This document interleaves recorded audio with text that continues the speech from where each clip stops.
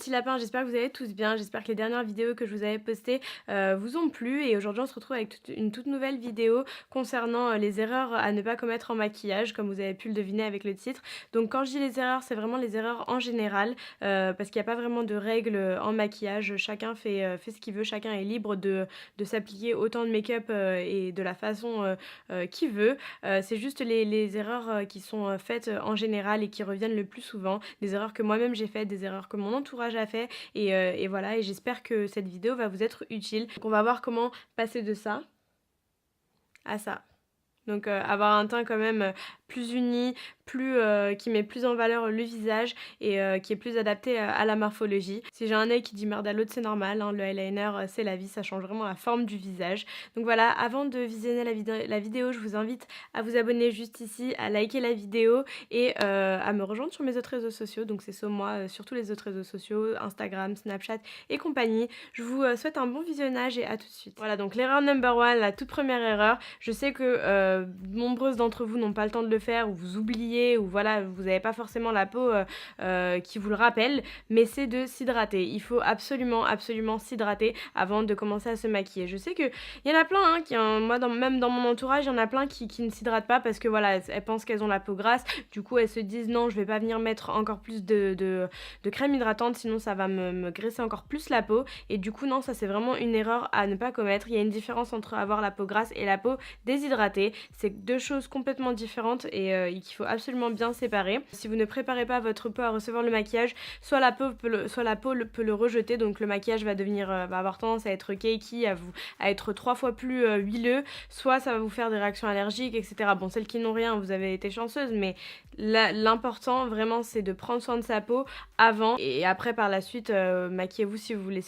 En fait c'est un peu comme tout, hein, c'est comme le fait d'être une bonne personne, essayez d'être une bonne personne de l'intérieur avant de paraître aux yeux des gens une bonne personne. Bon, je vais éviter de m'étaler, mais en gros vous avez compris ce que je voulais dire. Il faut vraiment prendre soin de sa peau si vous voulez avoir une peau clean, sans boutons, sans imperfections, si vous voulez éviter qu'elle n'ait des rides et ridules. Donc voilà, je vais commencer. Ce côté là ça va être le côté propre entre guillemets, et ce côté là ça va être le côté avec les erreurs. Donc pour commencer, vous venez attraper une crème hydratante, vous prenez celle que vous voulez, riche ou légère selon votre type de peau. Là je peux pas vous dire, c'est vraiment à vous de faire des petites recherches sur votre type de peau, et ensuite vous appliquez votre crème hydratante systématiquement. Si vous avez des soins, n'hésitez pas à le faire avant, tout ce qui est sérum et compagnie, n'hésitez pas à bien hydrater votre peau avant, à laisser sécher ça et ensuite appliquer votre maquillage. Plus vous allez laisser sécher et imprégner votre peau de soin, plus le maquillage sera plus réceptif, enfin plus la peau sera plus réceptive au maquillage pour le coup,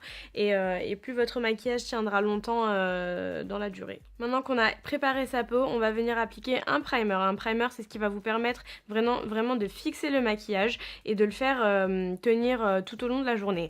Nombreuses sont celles qui n'en utilisent pas, qui n'en voient pas l'utilité. Alors si vous n'avez pas la peau huileuse, si vous n'avez pas de pores, si vous n'avez pas le maquillage qui a tendance à filer entre les ridules, à couler, etc., non, vous n'en avez pas besoin, mais pour la majorité d'entre nous, oui, on en a besoin. C'est vraiment la base tout simplement. C'est une base qui va vous aider à fixer votre teint, à améliorer toutes vos petites imperfections, etc., et ça va vraiment prolonger votre maquillage. Ensuite, vous avez des bases qui sont faites spécialement, qui sont conçues spécialement pour les peaux grasses, donc c'est formulé sans huile. Donc ensuite, étant donné que je n'ai rien appliqué sur ce côté-là, on va passer directement à ce côté-là. Je vais prendre le fond de teint Total Cover, donc infaillible en teinte 32, donc c'est vraiment une teinte beaucoup trop foncée pour moi, et je vais l'appliquer avec une éponge qui n'est pas mouillée, donc c'est vraiment une erreur que certaines filles font encore. Il faut absolument mouiller votre Beauty Blender parce que du coup, le fait de l'appliquer au Beauty Blender sec, c'est comme si vous venez impacter le fond de teint couche après couche, et c'est ça qui fait l'effet plâtre en fait. Alors je sais pas si vous allez voir la différence à la caméra, mais en tout cas là en vrai je le vois, et le fond de teint est beaucoup plus foncé que ma carnation. Alors déjà que j'ai la peau beaucoup plus claire que mon cou est jaune complètement, mon cou et mes mains sont jaunes par rapport à mon visage. Il faut toujours que j'essaye de venir harmoniser le tout avec le bronzer par la suite, parce que j'ai pas trouvé, je trouve que mettre un fond de teint de l'exacte même carnation que mon cou sur mon visage, ça fait une trop grosse démarcation, ça me donne un rendu pas joli.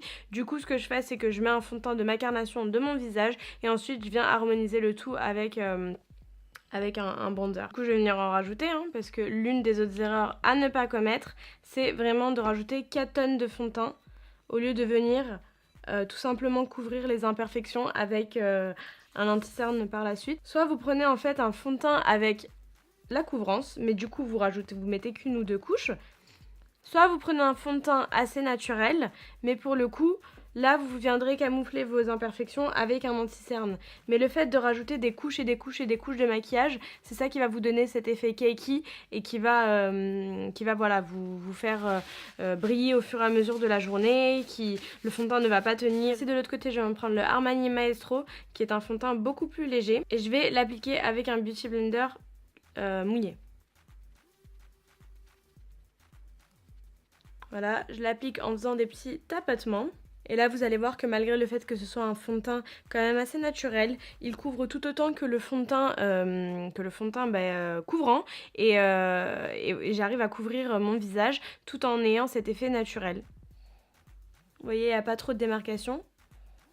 Ça fait quand même hyper naturel. Voilà, je vais pas en dire plus. Voilà, donc ensuite, l'erreur à ne pas commettre, c'est de venir mettre un fond de teint, un anti-cerne, beaucoup trop clair pour sa carnation. Faites attention, choisissez-le bien, 1 à 2 teintes maximum pour votre carnation, enfin que votre carnation naturelle. Et selon si vous mettez du fond de teint ou pas du tout, vous pouvez complètement prendre un fond de teint quasiment de la même carnation, mais avec des petites particules, des petites nacres à l'intérieur pour venir apporter ce côté lumière et pouvoir l'utiliser sans fond de teint. Ou juste avec une bébé crème ou autre chose. Mais par contre, si vous maquillez et que vous aimez cet effet snatch, là pour le coup vous pouvez prendre 2 carnations en dessous, mais faites attention à ce qu'il soit bien adapté à votre teinte tout simplement. Donc hop, là je vais prendre un anti-cerne beaucoup trop clair par rapport au fond de teint que j'ai mis, qui est juste une teinte plus claire que ma carnation. Déjà vous voyez la différence. Donc je vais venir estomper tout ça, toujours avec un Beauty Blender mouillé.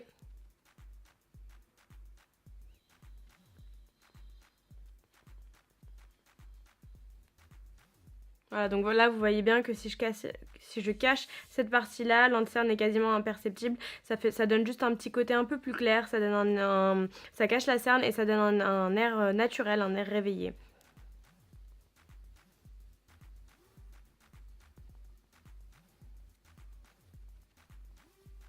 Hop, je vais venir m'en mettre un petit peu ici. Et un petit peu là. Et on va pas trop l'estomper parce que voilà, il y a plein de personnes qui ne l'estompent pas, donc on va le laisser comme ça. Donc là, je vais venir fixer ce côté-là avec une poudre translucide, donc c'est la poudre HD de chez Make Up For Ever. Voilà, et avec un plus gros pinceau, j'enlève le tout. De ce côté-là, je vais mettre la banana powder. Hop, et je vais bien évidemment la laisser baker.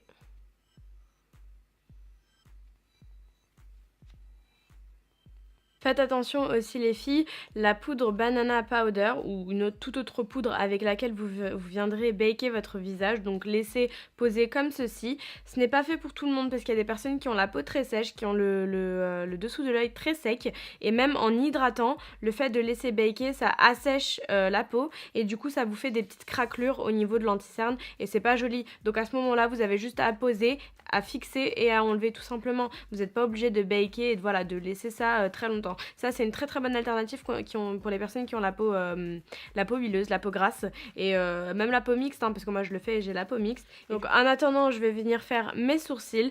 Donc je vais faire celui-ci comme d'habitude, bien délimité, bien tracé parce que c'est mon choix. J'aime bien les sourcils comme ça. Le jour où j'aimerais les sourcils super naturels, j'arrêterai peut-être de les faire. Mais en ce moment j'aime les faire. Donc voilà, je vais faire ça hors caméra et je reviens tout de suite avec vous pour faire ce côté-là ensemble. Donc voilà, je l'ai fait comme d'habitude. Je vous invite à aller voir ma routine sourcils pour celles qui seraient intéressées. Et pour les autres, on continue la vidéo. Voilà, donc l'erreur à ne pas commettre lorsqu'on fait ses sourcils, c'est soit d'avoir une carnation trop foncée, par rapport à sa couleur de cheveux ou par rapport à sa couleur naturelle et de les faire trop gros ou trop épais ou trop fins par rapport à sa morphologie. Là, après, c'est vraiment propre à chacun des visages, mais c'est vrai que là, par exemple, l'espèce d'arc qu'on a ici doit être en fonction de... Enfin, en fonction des angles de l'œil. Voilà, donc après, franchement, c'est comme vous voulez. Moi, je sais que de base, je suis censée avoir voilà, une arc, vous le voyez ici, ou un arc plutôt, je sais pas comment on dit, le sourcil arqué à ce niveau-là. Un arc je sais, je suis plus trop sûre. Bref, les sourcils arqués à ce niveau-là. Et du coup, non, j'aime pas trop ça. Du coup, je préfère les avoir un peu plus élancés et un peu plus arrondis. Donc voilà, je préfère faire ça. Ça reste quand même harmonieux avec mon œil. Donc c'est vrai qu'il faut pas non plus que ça fasse un chapeau ou qu'on ait l'impression d'avoir voilà, le sourcil étonné comme ça H24. Donc voilà, faites vraiment attention par rapport à la forme de votre œil. Si vous avez les yeux en amande, si vous avez des gros yeux, des petits yeux, etc. Prenez bien tout ça en compte. Surtout que vous aimiez les faire fins, épais, hyper bien tracés ou au contraire super naturels. Faites attention au niveau de la queue et de la tête du sourcil. C'est-à-dire que moi par exemple je vais prendre mon petit Anastasia Beverly Hills, vous pouvez prendre un crayon ou peu importe. Le milieu n'a pas réellement d'importance parce que en général ce qui attire l'œil ça va vraiment être la tête de sourcil et la queue de sourcil. Disons que j'ai envie de les faire arquer, voilà, j'ai envie de les faire hop. L'erreur par exemple, ce serait d'aller trop loin par rapport à son œil. Vous voyez, déjà je suis allée trop devant. Voilà, l'erreur ce serait vraiment d'aller trop devant par rapport à mon creux interne de l'œil. Là j'ai beaucoup trop dépassé. Le sourcil est beaucoup trop gros pour ma forme de visage. Je sais qu'en ce moment c'est la mode des sourcils gros, mais voilà, il y a un moment donné, faut pas abuser. Et du coup, là, ça me casse l'œil, ça m'alourdit l'œil et c'est pas joli sur moi. Donc voilà, faut vraiment faire attention à la forme de sourcil parce que ça définit quand même tout le visage. Donc entraînez-vous chez vous, regardez ce qui pourrait vous aller le mieux. Et voilà, après, il n'y a pas de règle. Hein, si vous aimez vraiment ça, faites, hein, que vous voulez que je vous dise. Voilà, deuxième erreur à faire au niveau des sourcils, ce serait de... Bah du coup, je suis pas en train de la faire. Du coup, ce serait de ne pas brosser ses sourcils. Assurez-vous de toujours brosser vos sourcils pour que ça ait le moins l'air de crayon, enfin de trait de crayon, voilà, que ça se fende plus et que ça soit plus naturel. Et de fixer vos sourcils avec soit un fard translucide, soit un mascara à sourcils, voilà, tout simplement. Je vais quand même venir enlever tout ce que j'ai baké.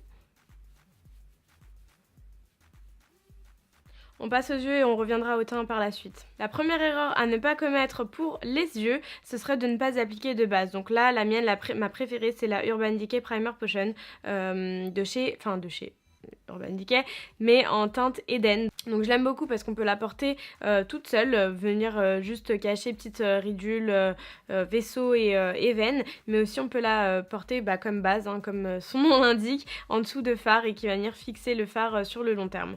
Donc vraiment c'est super important parce que c'est ça qui va vraiment permettre de faire fixer le maquillage tout au long de la journée, qui va intensifier la couleur de vos fards. Et vous savez, on a tendance à transpirer, à avoir des petites brillances à ce niveau-là, au niveau du creux interne, enfin du creux de sourcil entre la paupière mobile et la paupière fixe. Et du coup, c'est ce genre de produit qui va venir y remédier. Donc la toute première erreur à ne pas commettre, ce serait de venir prendre un fard et de l'appliquer grossièrement. Donc je vais vous montrer par exemple. Disons que je veux avoir un rendu un peu orangé marron, mais qui tire un peu plus vers le marron. Ce que je vais faire si j'ai pas trop de notions en maquillage, mon premier réflexe ce sera de prendre un pinceau fluffy et de prendre le fard marron, hop, d'en prendre beaucoup et hop, de venir l'appliquer. Donc là je l'applique grossièrement. Sauf que là, on peut plus remédier à ça. C'est-à-dire que même en estompant un maximum, voilà, c'est... Voilà, j'ai pas les mots en fait. C'est pas joli en fait, ça se voit que c'est mal estompé, la couleur est trop crue, c'est pas joli, c'est juste pas joli. Donc la petite astuce c'est vraiment d'y aller graduellement, donc on va commencer par prendre un fard totalement clair, donc pour appliquer sur toute la paupière, pour venir fixer la base qu'on a mis au préalable dans un tout premier temps, vous voyez. Et toutes les petites étapes que je vais faire, c'est vraiment ça qui va vous aider à avoir une estompe super naturelle et un rendu bien estompé et agréable à regarder. Hop. Ensuite, graduellement, je vais venir prendre le rose qui est juste ici. C'est pas grave si vous voulez un make-up qui est assez foncé parce que dans tous les cas, ça reste une couleur de transition. Donc je vais venir l'estomper de gauche à droite, voilà, comme ça, en restant bien dans le creux interne. Là, on voit que la petite transition commence à se former. On passe à la couleur du dessus, donc celle-ci. Je vous ai pas montré, mais en fait, quand je tapote, je finis toujours par tapoter sur la palette pour enlever l'excédent. Voilà. Et là, pareil, j'estompe un maximum. Ensuite, je finis par prendre la couleur plus foncée, du coup, le oud. On n'oublie pas de tapoter. Et on vient poser la matière et estomper très légèrement en faisant des mouvements de droite à gauche. Ensuite, deuxième erreur. Deuxième erreur, ce serait de prendre un pinceau plat, vous venez le mouiller ou prendre un peu de Fix Plus et vous voulez appliquer une couleur assez claire. Donc je vais prendre la couleur Nefertiti de la palette, c'est le petit doré qui est juste ici. Du coup, vous allez venir l'appliquer sans réellement faire attention. Vous l'appliquez vraiment sur toute la paupière, hop. Et pour vous, c'est posé. Sauf que si vous regardez bien, la couleur est mal estompée, c'est-à-dire qu'elle monte trop haut. Quand je regarde droit devant moi, voyez, hop, la couleur remonte sur la paupière, fixe, pardon. Et c'est pas censé être là en fait, c'est censé s'arrêter, hop, ici, sur la paupière mobile. Donc avec un autre pinceau, on revient prendre la même couleur et on fait en sorte de l'appliquer, hop, de gauche à droite au lieu de l'appliquer de bas en haut. Et si vous avez peur de monter trop haut, essayez d'ouvrir un petit peu l'œil et dès que se forme une espèce de petite ridule, hop, vous arrêtez là. Hop. Vous reprenez votre pinceau avec lequel vous aviez estompé au préalable et vous fondez le tout pour avoir un joli rendu bien estompé. Ensuite, au niveau de l'eyeliner, donc c'est à vous de choisir si vous le voulez épais, fin, long, court, etc. Mais il faut quand même faire attention à sa morphologie, donc à l'œil. Si c'est un œil en amande, là, pour le coup, vous pourrez l'élargir. Si c'est un œil rond, faites attention à ne pas avoir juste une petite crotte qui monte, c'est pas joli et ça met pas en valeur votre œil. Donc du coup, je vais commencer par le côté, raté. Et qu'est-ce que je vais faire? Je vais commencer dès le départ. Et dès le départ, je vais commencer avec un gros trait. Alors que l'eyeliner, il est commencé. Alors que l'eyeliner, c'est censé être crescendo. Voilà.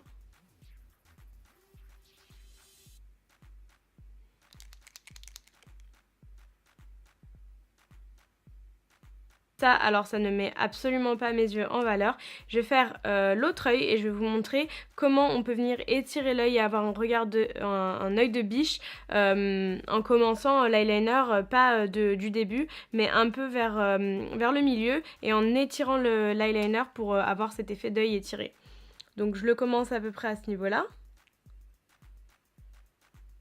Et je viens étirer la matière et plus je vais aller vers la fin, plus la queue sera épaisse.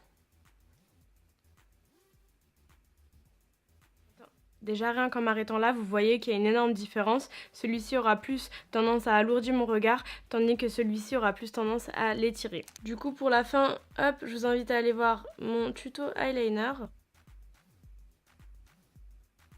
Et je viens juste étirer l'eyeliner vers la queue de mon sourcil. Alors que pour ce côté-là, par exemple, hop, on va remonter.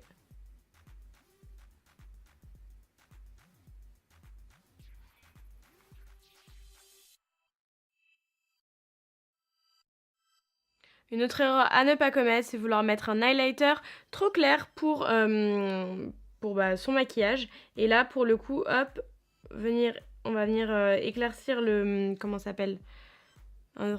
dessous d'arcade sourcilière, hop, avec un pinceau. en le posant juste comme ça. Et là pour le coup c'est vraiment pas joli, c'est beaucoup trop cru, c'est mal estompé. Le but de venir éclaircir le dessous de l'œil, c'est vraiment pour agrandir l'œil et avoir cette espèce de sourcil qui va venir remonter, vraiment apporter de la lumière et ouvrir le regard. Et là pour le coup ça aura tendance à le fermer. Donc là pour le coup l'autre côté avec un pinceau plat et un highlighter de la carnation, de la même carnation de ce qu'on a mis sur la paupière mobile. On va venir légèrement l'appliquer. Hop, c'est limite comme si on touchait pas du tout la peau. Vraiment, on le fait de très très loin. On attrape le pinceau avec le bout des doigts. Hop. Et on vient vraiment apporter ce côté lumineux. Et c'est vraiment ça qui va faire la différence. Vous voyez, on le voit quand on bouge l'œil, ça reste très subtil. Mais quand on regarde droit devant nous, c'est pas quelque chose qui saute aux yeux. Et c'est ça qui est joli, c'est quand c'est subtil. Donc ensuite, je vais mettre du crayon en dessous. Et je vais vraiment le mettre en dessous de l'œil.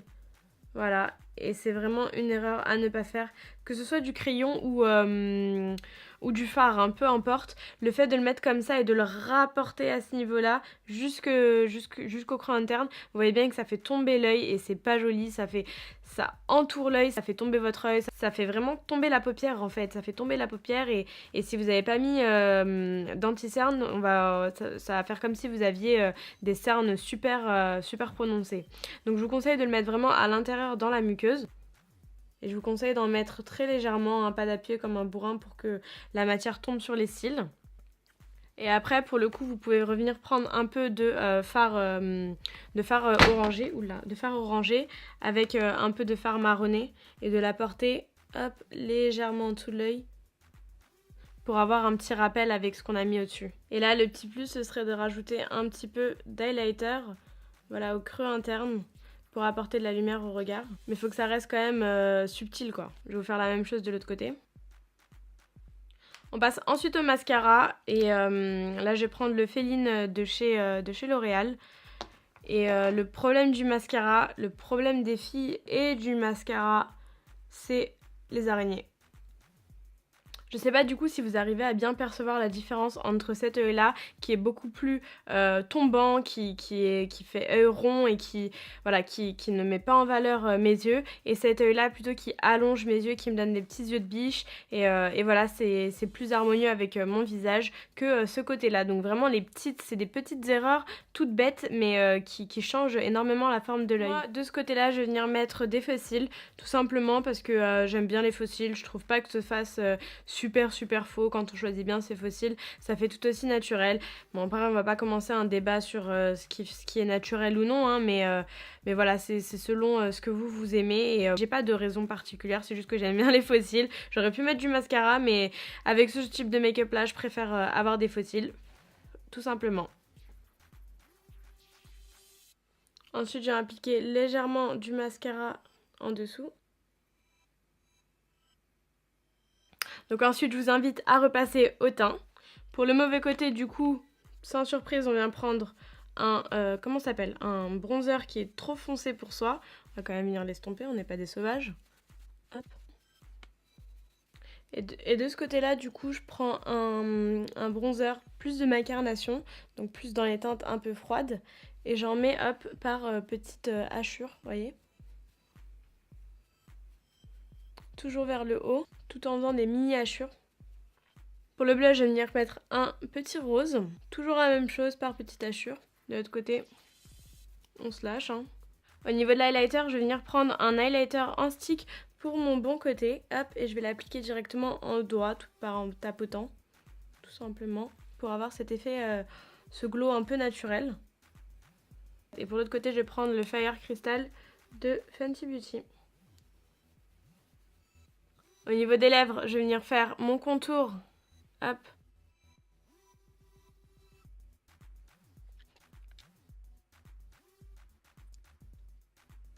C'est autorisé de tricher et il y a une limite. Ça là, c'est beaucoup trop.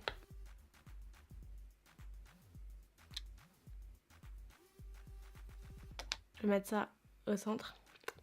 Sauf que de ce côté-là, je rajoute du rouge à lèvres, enfin du gloss. Et voilà, c'est terminé. Donc je trouve qu'il y a quand même une assez grande différence. Déjà, rien que par rapport à la carnation de mon cou. Ce côté-là est beaucoup plus naturel alors que celui-ci, pot de peinture et puis même, là, j'ai l'œil qui tombe, hein, ça se voit clairement que, par rapport à cet œil-là qui est beaucoup plus étiré, mon œil tombe, ma bouche, ça fait super faux. C'est autorisé de tricher un petit peu mais bon pas à ce point-là et voilà, dites-moi en commentaire si la vidéo vous a été utile, ce que vous avez l'habitude comme, de faire comme erreur, si vous avez fait d'autres erreurs que ce qui a été cité dans la vidéo et voilà, je vous fais de gros bisous mes amours et je vous dis à très bientôt pour une nouvelle vidéo. Gros bisous.